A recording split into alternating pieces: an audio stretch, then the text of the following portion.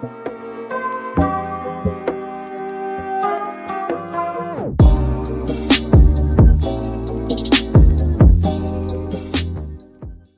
everyone, and thanks for joining us at Supertext panel on gender-neutral language when going global. My name is Fabio, and I'm heading up Supertext's marketing department, and I've got 4 very experienced language professionals here with me today, and we'll talk about how different languages maybe do or do not shape gender biases and what could be done to overcome this. And I'd like to introduce them to you. So first up, we've got Kristy Sakai. She's the CEO of Supertext USA, and she was raised bilingual in both English and Japanese, and also speaks German on top of it. Then we've got Laura Fernández. She's the Chief Operating Officer of Supertext here in Switzerland, and she's native in German and Spanish, and a real language nut, actually. She speaks French, Italian, English, and some Portuguese too. Then we've got Lucas Maire. He's our Chief Language Officer and in charge of Supertext's creative output quality. He's native in German and speaks French and English and Spanish on top of it. And then we've got Jana Amling. She's an experienced localization project manager and is working with us in our LA office. She was raised in Germany, studied in the UK and in Mexico, and now lives, as I said, in Los Angeles. Hello, everyone. Thanks for joining me. Hi. So, what are we talking about today? Actually, Pride Month is almost over now, and we've seen a lot of great initiatives all over the world to raise awareness about the LGBTQI community's issues. And as we all have seen, language has become a major part of this discussion in those past recent years. People have been asking themselves, like, hey, how does the way we speak actually shape our reality? Does it foster gender biases or not? And we'll like to dive a bit into this today. And yeah, let's start off with the elephant in the room, the big question. So does language actually shape the way we think? What do you folks think? I mean, I think it definitely does, yeah. I've seen a TED talk from a linguist called Lera Borotsky, I think. I'm not sure how to pronounce her name, but she talked about something very interesting, and she actually pointed out that most European languages, they assign grammatical gender to nouns. So, for example, in German, we have words like die Sonne, for example, which is feminine. But then in Spanish, you have, for example, el sol, which is masculine. And other words, for example, in German, moon, which would be der Mond, or and in Spanish would be la luna. So it's the other way around. And this kind of shapes how we see these languages, like the connotation it has in our day-to-day lives, or how we think about these kind of nouns, right? For example, or if we also take another example, bridge, like German speakers would say die Brücke, right, which would be feminine. And me as a German speaker, I would probably describe it as beautiful, elegant, if I have to describe this bridge, right?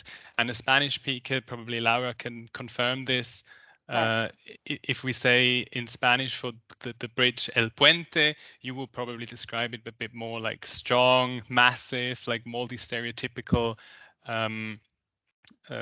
adjectives. And this was the TED talk, what it was about, and that was very interesting. So I think my conclusion from this is a bit that it shapes our reality, right? It shapes the way we think about this, and it impacts our lives. And I think this is also probably why a lot of people in the LGBTQ community, that they kind of push towards gender neutrality, because it will then include everyone and not just put people in one category, in 2 categories, masculine or feminine, but it kind of tries to include everyone. Yeah, I think when I look at Japanese society, there's definitely an influence of language and how people perceive gender, but also other things. And there's, for example, I found some newspaper articles from not too long ago, maybe like in the 60s, about how, you know, women are speaking in a way that is like not showing their femininity, or if they're being criticized for using like masculine language. And there's still this so in Japanese, in speech, there's traditionally been sort of women's words and men's words, or women's language and men's language. It's called onna kotoba and otoko kotoba. And there's been this shift to be more gender neutral, but still like there's this very specific way where like the language reinforces the sense of like women should be more polite, indirect, much more subtle, don't touch on like some subjects. And so that still really permeates Japanese society, I think. Maybe not so much anymore in the business sense or in writing, because I think there has been some movement there to be more gender neutral. But I think in casual sort of day-to-day society, language is still really strong. Yeah. Yeah. It sounds like English has a much easier job in that sense. Just because there is like, it doesn't have a grammatical gender, like the examples, Lucas, that you mentioned in German and Spanish, or like, I mean, a masculine, feminine language in Japanese. Because I mean, all nouns and adjectives are used the same across all genders, which means that English probably has an easier time adjusting to switching over to gender neutral language completely, and probably also has an easier time to break down those stereotypes, right? So describing bridge as like with like typical feminine like associations versus masculine.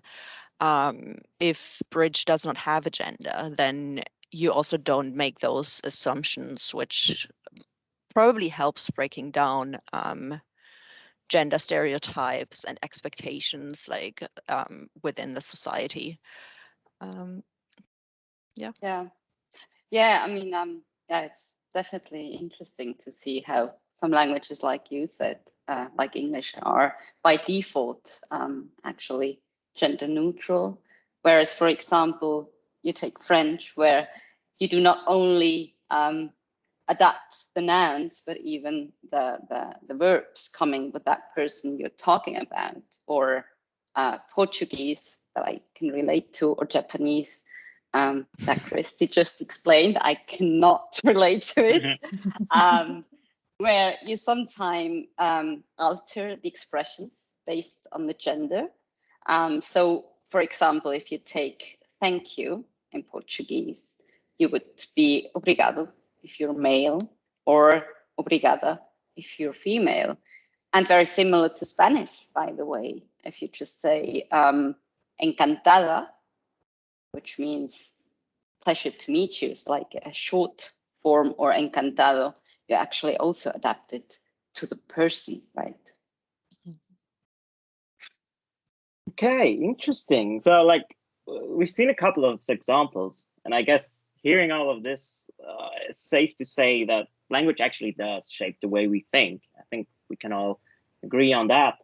And yeah, that they're actually, if we do want to change something about including everyone in language, that inclusive language would be the way to go, right? And we've also seen a lot of developments in this area in those last couple of years. In a lot of languages, people have been pushing towards a more inclusive language, but it's also somewhat disputed still in most language regions. So why don't we just go through a few examples, like how do your languages handle personal designations, for example, which is the most famous example, I'd say. Yeah. I mean, to pick up on English, for example, to like for it to be gender neutral in many contexts. So for example, if you look at job descriptions or nouns, you have teacher, who can be male, female, non-binary. Like as a person, you can fall anywhere on the spectrum. but it goes like it translates into the business world, right? So if you actually like have a job advertisement in English, it's a lot easier to be gender inclusive in that, just by language by default, because you do not need to worry about adjusting any nouns or job descriptions. I mean, there are a few issues. So traditionally, like policeman describes, you know, like has the men in there, which can be perceived as exclusive towards people of other genders. But a way to adjust that is you could go for police officer. And the same, and like especially in the US context, you often refer to a group of people as guys. But in recent years, the shift has been more towards like using folks, for example, sometimes spelled with an X, or to be even more inclusive, or like the general just with an S. And there's also been the idea of using MX, for example, as a title instead of Mrs. or Mr. So English makes use a lot of, like for those few instances where it's not already gender neutral by default, they started using either descriptors such as officer or using the X as a substitute for the traditional designations. One thing that just came to my mind with that is that in English, it's kind of a casual language also. So you can refer to people by their name and you don't have to define their pronouns ahead of time.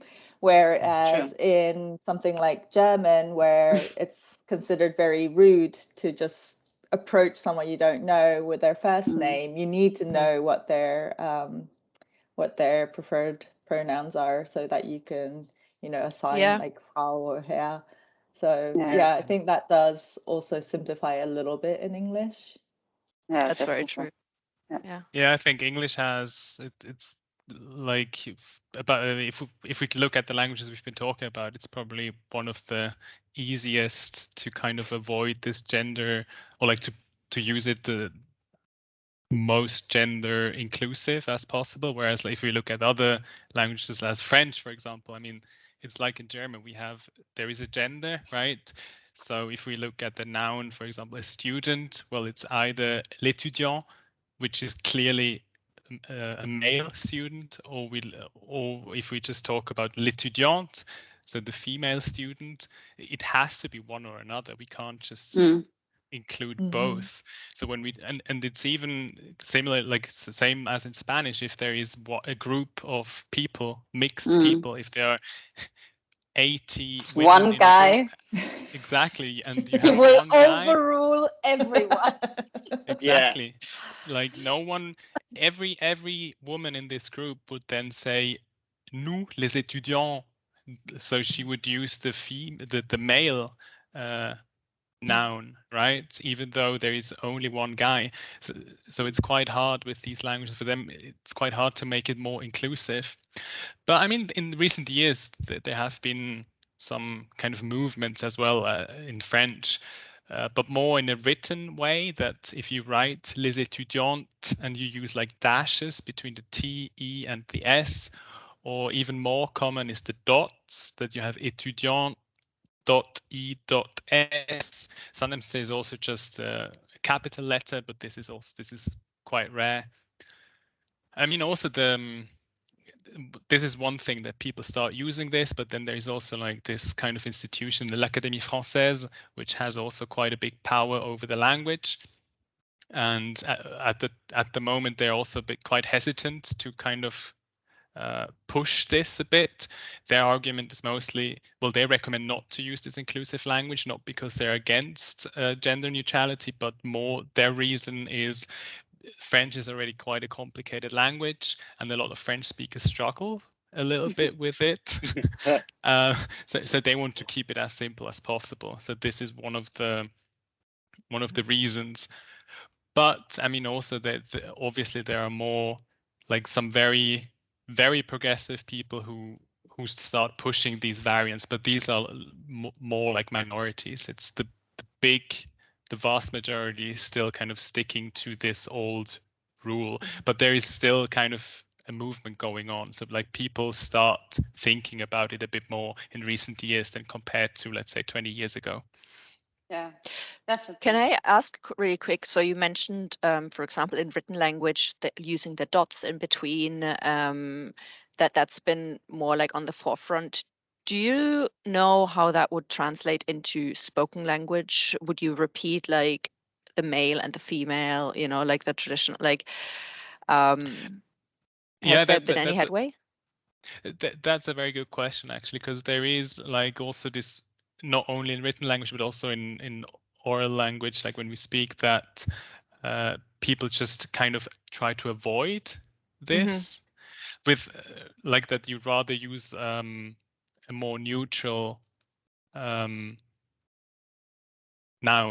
right? And that you kind of avoid putting a gender to it. Yeah. Or that you mention both. That's also, I've heard that as well, but it's still, I still stick to what I said before, that the majority, even of young people, they would still just stay with the masculine because they grew up like this. And it's more minorities who are very consciously pushing to use more inclusive language. Still the minority. Yeah. Interesting. Yeah. So to what you were saying, Lucas, Spanish is in that sense very similar to French. Something is happening there as well. And I must say, I can only speak from the Spanish perspective from Spain.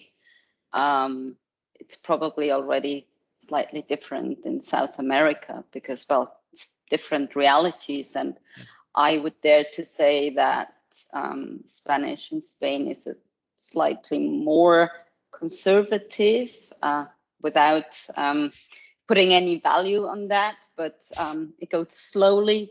So there are a couple of things like words la jefa, the female boss, that wouldn't even appear in a dictionary. And well, all bosses would be el jefe. So of course you would try now to maybe use neutral expressions, but if there aren't any, slowly there are some expressions coming up. The same is for like including, well, the X or the symbol at or arroba in Spanish. So like if we've seen, for example, todas, todos, this is something you see quite often, already for a while, I would say. But there is also this X or the E, the use of E, like amigues for gender neutral friends. Honestly, I've seen that only a couple of times in written language. Spoken, almost impossible because it sounds very strange, especially with the X. So I think there will be two directions. One thing is what you write and the other thing is what you use. And it's the same to French. They're just used to using the masculine version. And it's the same. So also the Real Academia de la Lengua Española is rather slowly in adopting new variants that also work in the language, that make the language not still readable. So it will take some time. I think there was a discussion last year that the word coronavirus was put in the dictionary, and it was a huge thing because it takes very, very long to adopt new words. So it's the same to that discussion, but it made it. And it's neutral, the virus. Look at that. Oh, wow. How would you, is there even a way to pronounce the et or the x in? Like, for example, Latins. Yeah, that's the way you would say it. Yeah. But it's very strange because the X is not used in Spanish, only in a couple of dialects, like in Gallego, for example, but it's a different sound. It's sh. So, yeah, it's very hard to. Amigues sounds okay, but Latinx, Yeah. you can hear it. It's not natural to the Spanish language. So this is Yeah. pretty similar actually to what's going on in German. That like we have this big gap between written and spoken language. So you have similar forms as we've heard in French or in Spanish, where you would use like an asterisk to use both forms, the male and the female, which works quite well in written language, and it's quite highly adapted, I'd say. So you'd see lots of big companies as well, almost every week now, announcing that they're going to use inclusive language. Yeah, and it's quite widely adapted already in written language, but like when you have to speak it out, right? It's people struggle still a lot. So like the official right way would be to set a pause where the asterisk would go. So like for cyclists, for example, it would be die RadfahrerInnen with a pause there. And it's like, if you have a lot of these expressions, it makes it kind of hard to read a text out loud. But like, do you hear that nowadays, like on the radio or? You actually do. So in Switzerland, you even have like the news. They use it now. They've been using it for a few months now. But it's still like for a lot of people, it's actually a very emotional debate as well. Like, what is this doing to our language and everything? Right. Yeah. But, also, what is really interesting in German, what I've seen that especially with this special like written language where you use the colon, for example, it's more on social media where it kind of gets used more and more, whereas in more traditional newspapers, they're quite reluctant and they would rather phrase it in a neutral way, but not do this new spelling. I find that quite interesting as well. Yeah. The interesting thing I thought, though, is that like as opposed to French and Spanish, so the language officials, the Rat der deutschen Rechtschreibung, they didn't actually say that it was wrong. So they said they covered the topic in 2018, and they said like, hey, okay, this is more of a ethical, societal question than a language related one. So we're just gonna put the ball back into the public's field, and then let's have them discuss it, and then we'll see whatever variant. So you have a lot of them, right? Asterisks, colons, gaps, etc. And then they said like, okay, let's wait for another 4 or 5 years, and then we'll regulate one of these forms. Yeah.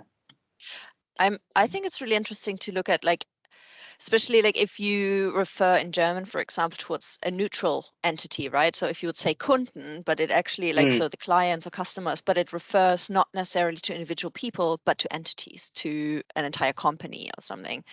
So it'd be really interesting to see which direction the language takes in that sense, because making that KundInnen, if it refers to an entity, that also, again, grammatical gender is gendered in German, but might not be the gender that, like the grammatical gender you would usually assign to those instances. It's like, I'll be really interested in seeing like how the language develops in the next few years.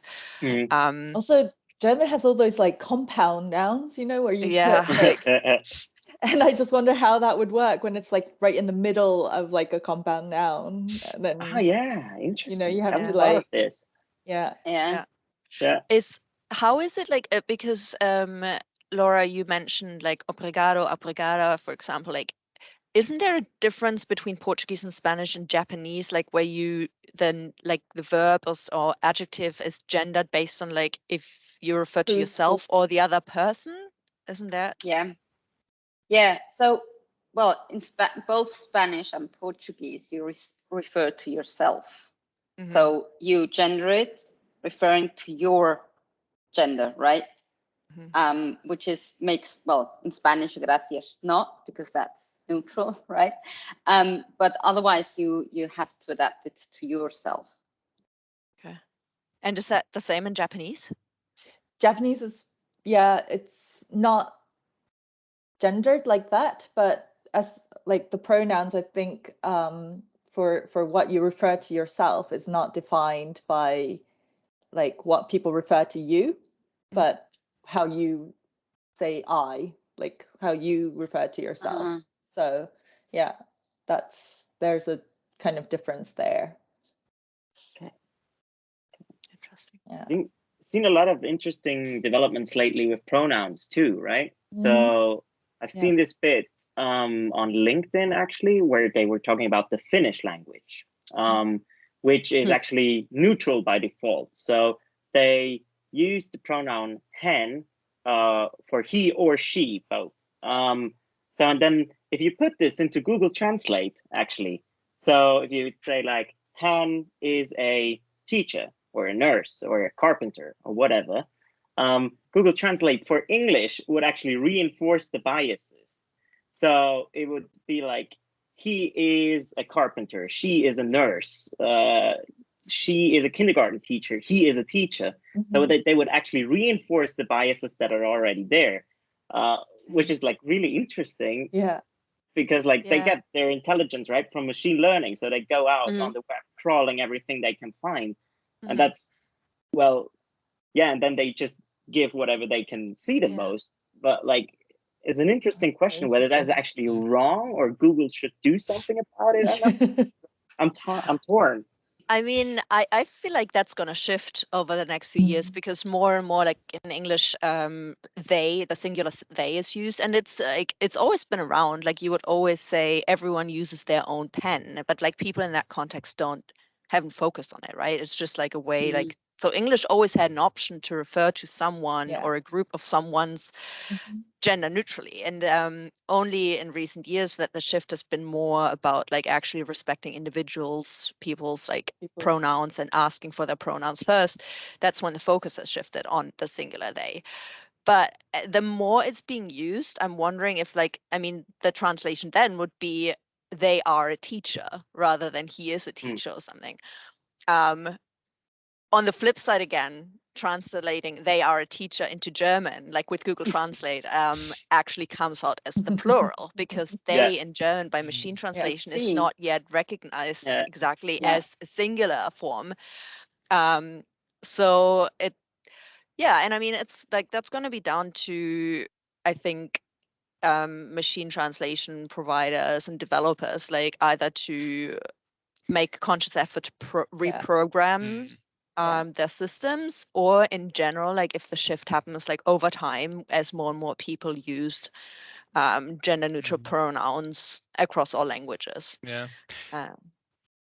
It's quite interesting what you say, because with the English always had this kind of neutral they, and it can be quite tricky if you translate into French, actually, if you don't know, like if the text in English is written very neutral, in a very neutral way, and always refers to the person they talk about with they, how are you going to translate this in French? Are you going to use the masculine or the feminine? You just don't know. Il ou elle.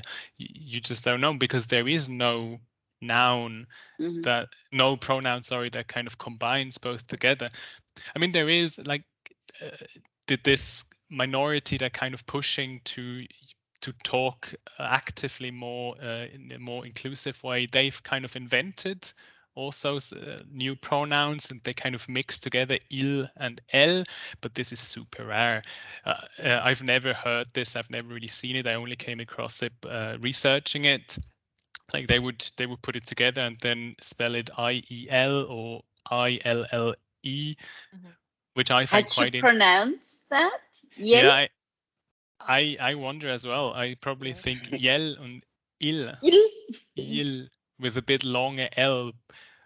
But this is, I mean, we've had questions from translators, right, where like the English text uses like a name that could be either or, and then they refer to them in a neutral way, maybe not even like using pronouns, or somehow like very neutral. And then for the translators, it's very difficult then. And we've had questions like, is this a he or a she? Exactly. I had that problem in German, where it was actually about a script translation for children, and one of our linguists had that problem, and she said, if I translate it as gender neutral in German as possible, my 4-year-old is not going to know what to do with that.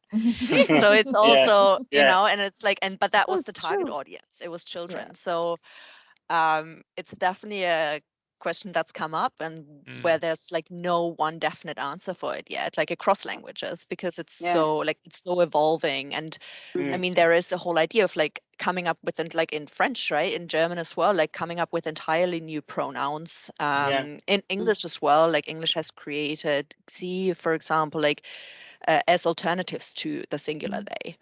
But yeah, all of those methods are not really established yet and not very commonly known, I would say. Yeah, I agree. And it's, as long as it sounds strange or people don't know it, even in their mother language. I mean, I don't speak Spanish every day because I live in Switzerland. So I had to do some research, and in Spanish, it's the same as in French. There is this ella instead of él, which would be he, or ella.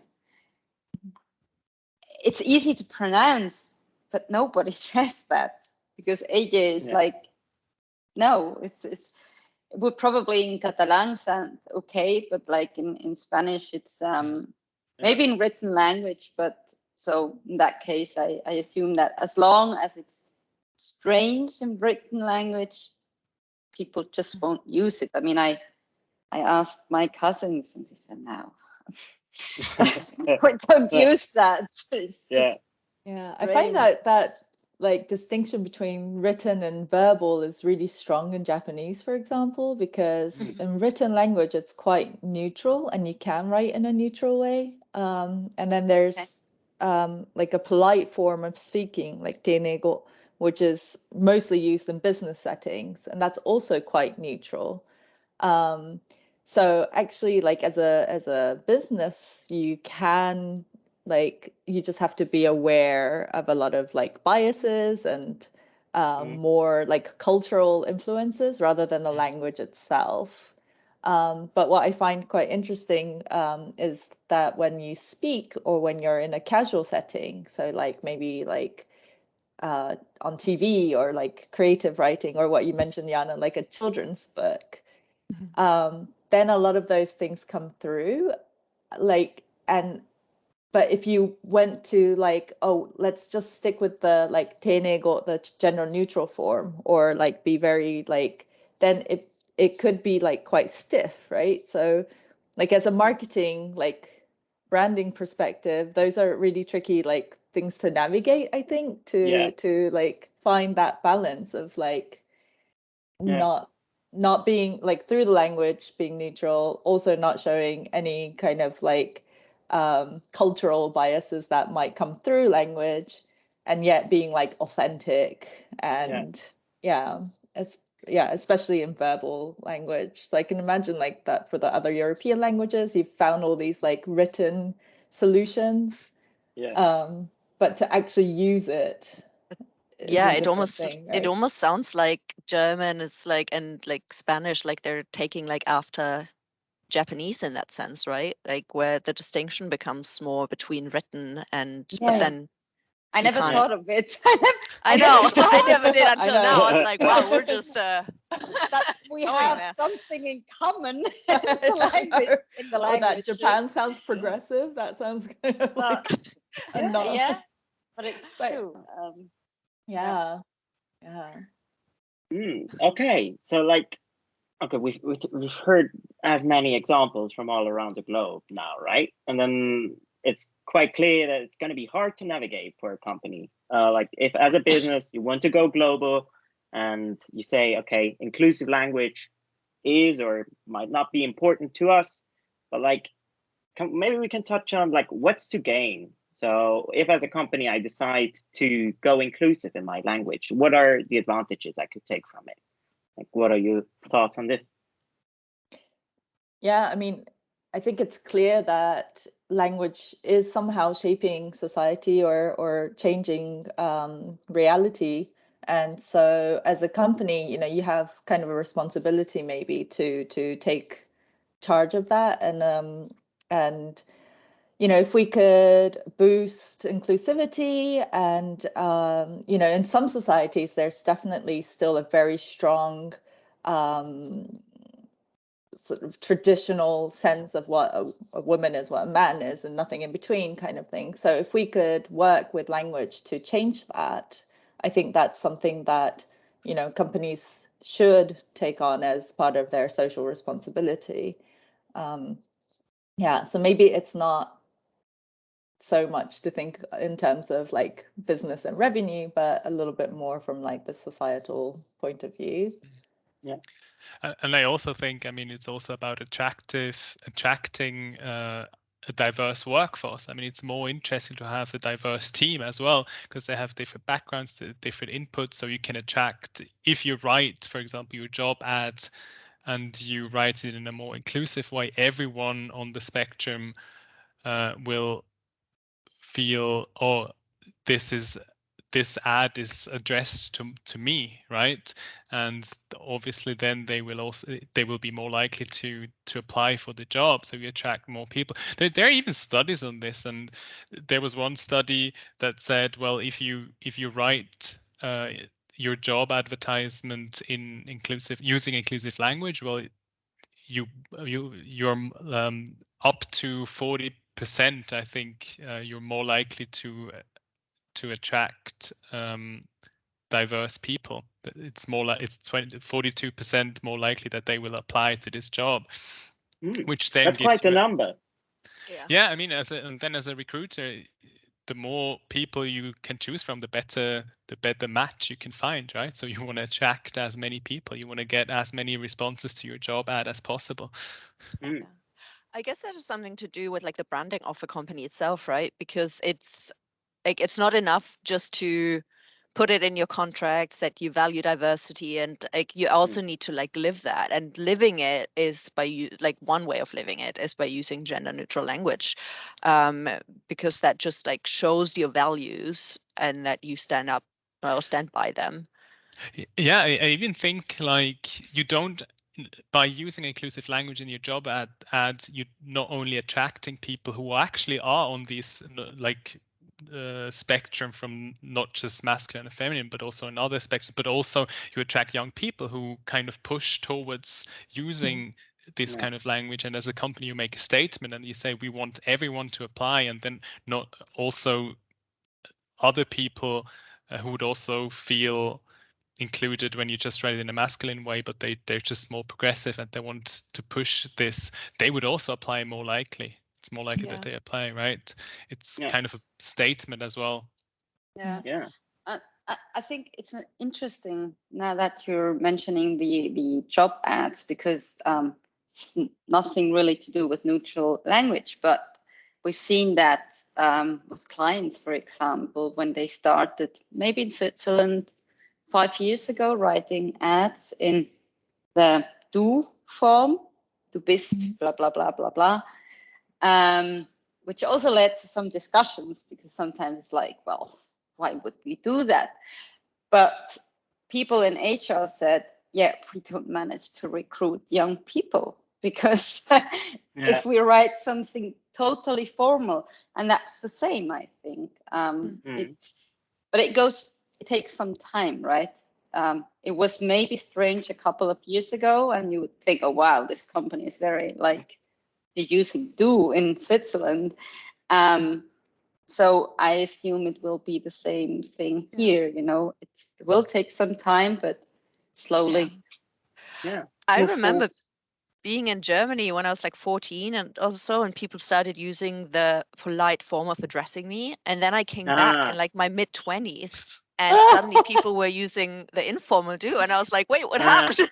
Why? It was really confusing, because I was like, if anything, you should be using that now, because I'm so much older. But yeah, it definitely takes getting used to, but you're right. Like it does create like more approachability, and like the same for gender neutral or inclusive language in general. It's like, and I don't know. I'm thinking like from a company's perspective, to come back to Fabio, what you said about like a company, if you want to go global, I think because it's impossible unless you have in-country teams to know all of the different variants, and it's changing so rapidly. Like even just in the last year and a half in Germany, that's like so many changes have happened with it, with the gender colon, for example.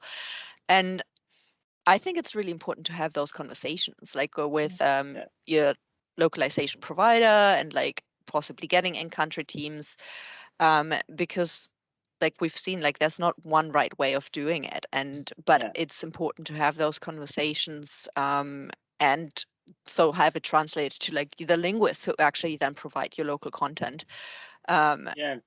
Just because otherwise linguists, we don't know like their background, and they might just use what they are used to, or they might be very progressive and actively try to include gender inclusive language. And so it's definitely conversations to be had. I feel like this is very important, like from a business perspective, right? So like we've seen a lot of countries with like the discussion is not at the same stage everywhere. So they're like, it's really important to be aware of that, and also like to ask people who are there on the ground, like what is the situation now compared to 1 year ago, maybe, because like even as I said before, like the German-speaking region has like made great efforts actually in written language, especially, but still I found a study from last year where they made like a public poll, so like how important is inclusive language to you. And then it was like 25% of the population who said, hey, this is important or rather important, but a way bigger part that still is reluctant and says, hey, like, I don't care, or like, I find this a stupid idea. So, and like, I guess this is very different wherever you go around the globe. And it's like, it can also be a very emotional topic, right? So we switched all our Supertext communication to inclusive language like a year ago, and sent out like the first newsletter using this. And we got a lot of jeers, actually, like people, oh yeah, finally, we love it. But a lot of people actually got really emotional and were like, unsubscribe now. So this is really to keep in mind that it might not be that, it's not just black and white, right? A lot of people have fears or whatever against this. Yeah. I wonder if, I mean, because it is a topic that just brings together so many different aspects. It's like culture, it's tradition, it's just stereotypes and biases, but also like if we just look at it though from like the language side and say, like, you know, as a company, if you have a brand guide, if you have a style guide, then let's put guidelines for gender neutral language, and it will probably look different for every company, right? Because there's no like correct answer yet, but like to actually sit down and define it, that alone brings like that topic to the table, and people have to at least address it. And maybe that's just how it starts. So maybe like it's not important for most people, but if it's written down as this is how you have to use it, then you'd become more aware of like the issues surrounding it. So, and we already include the similar conversation in brand guides, right, and style guides, like about like formal or informal form of address. Like that's like a very common, like you need those informations, like that information for like French, Spanish, German before you start translating anything, because it has a huge impact of like how the final piece reads. So it's actually adding, you have to take right beforehand, like everything else. Exactly. So adding gender neutrality or gender inclusive language, I should say, to that table, like in that same conversation, would definitely benefit. Yeah, but I also think it's not only about guidelines. Like you also, like if you look at change management, just putting guidelines somewhere, people will read them, they will know that they are there, but they don't really care. So if you really want to everyone on board, you kind of also need to do training sessions. You need to raise awareness actually among the people, and like you have to approach this from different kind of angles, like guidelines, trainings, and show, and also just being a role model, like as a superior, as a manager, that you actually show, okay, this is how I write, like this is the way I write emails, and kind of show to your team that, okay, we have guidelines and I'm actually using them. Lead by example, kind of. Yeah. Exactly.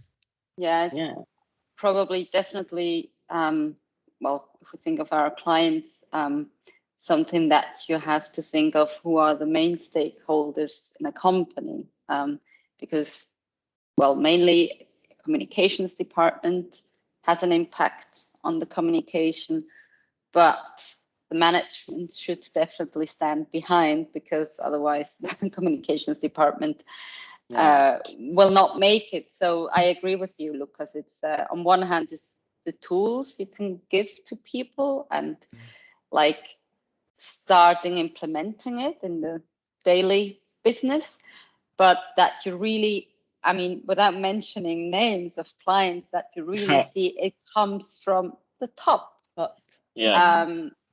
The way they communicate on social media, the way they address when they talk to employees. So yeah, I think that's also something to consider. And I mean, that applies to any kind of change you want to implement in a company. And if it doesn't come from the top, a bit difficult, right?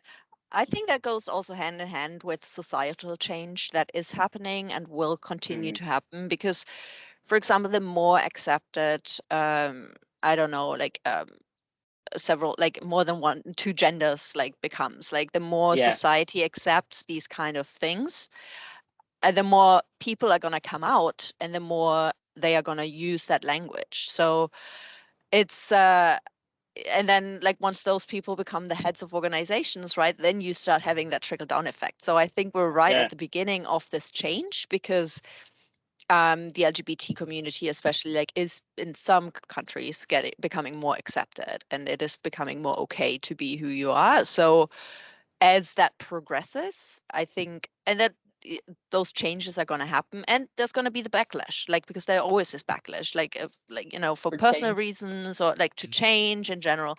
But it's, I think it's really interesting, all the developments recently, and I'm definitely curious to see where it goes.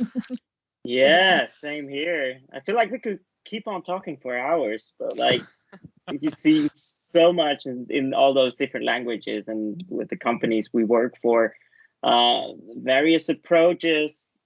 There's no really right or wrong, right? I think the main advice you could give someone thinking about it is just be like, hey, don't be too religious about it. So like, hey, if you want to go for inclusive language, put up a guideline and get key stakeholders on board, and then just like hope, or not, no, just wait for the trickle down effect to happen, and then things will carry on themselves a bit.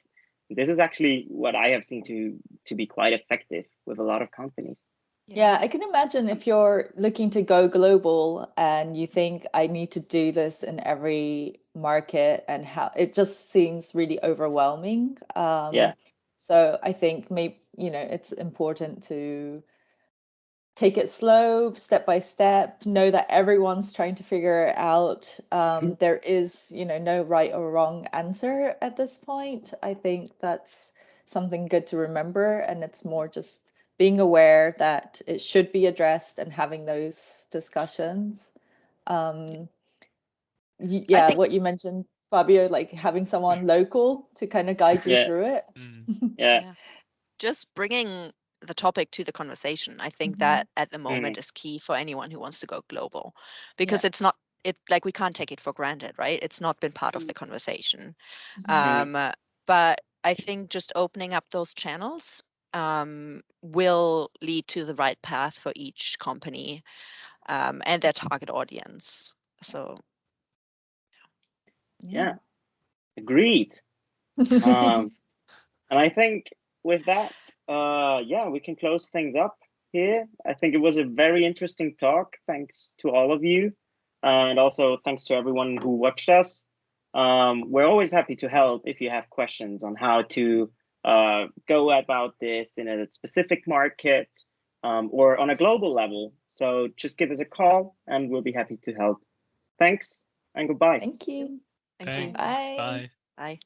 Bye.